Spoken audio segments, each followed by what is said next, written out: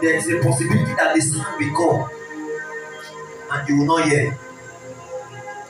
Not because you are physically deaf, but because you are not of the spirit. Because joy is the spirit. You see, it is only a spiritual man that understands the things of the spirit. Now, because joy is the spirit and you are in the carnal realm, you cannot hear that sound. So even when God is telling you, it is well, it is well, there is peace. Because of what you are seeing is just the physical circumstances. You will still be grieved.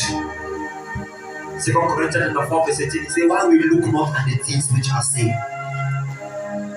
but at the things which are not seen. He said, for the things which are seen, they are temporal. But that which are not seen, the Bible says they are eternal. It's joy that keeps a man going. That beyond what you can see, you believe.